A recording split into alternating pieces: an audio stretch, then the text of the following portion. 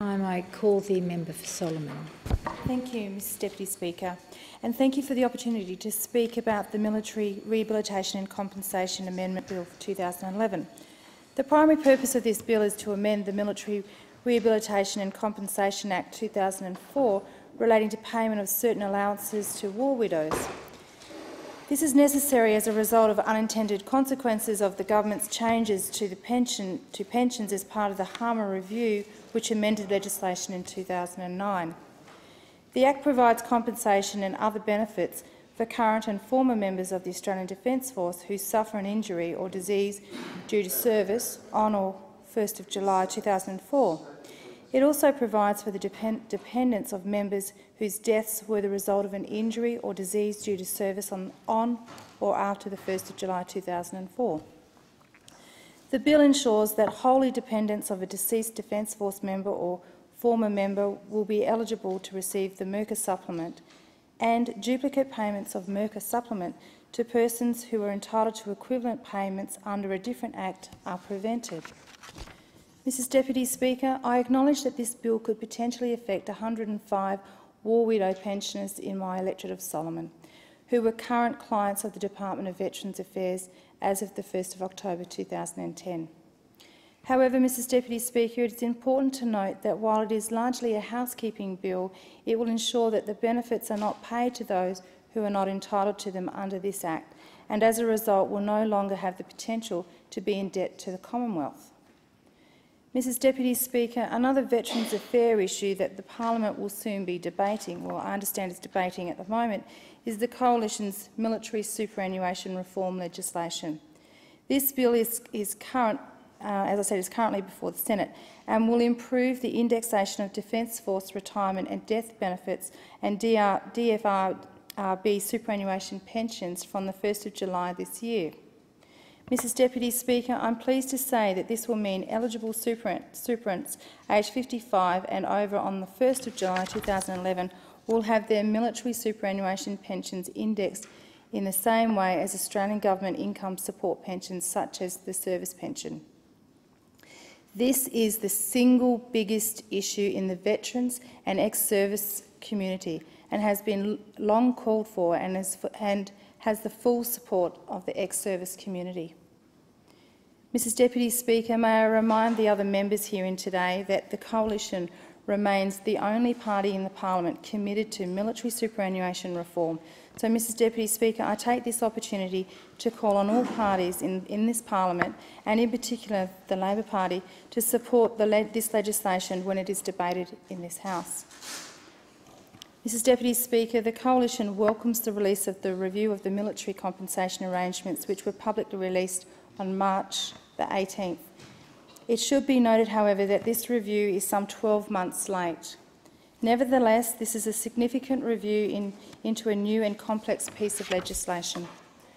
The Coalition is committed to an extensive consultation on the review's findings and is pleased that the Gillard Labor government has agreed to a period of consultation until the 30th of June 2011.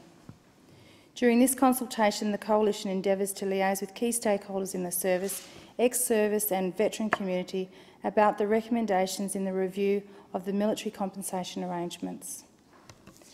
Finally, Mrs Deputy Speaker, with Anzac Day, a national day of remembrance in Australia and New Zealand, to commemorate the lives lost and honour those members of the Australian and New Zealand Army Corps who fought at Gallipoli in Turkey during World War I.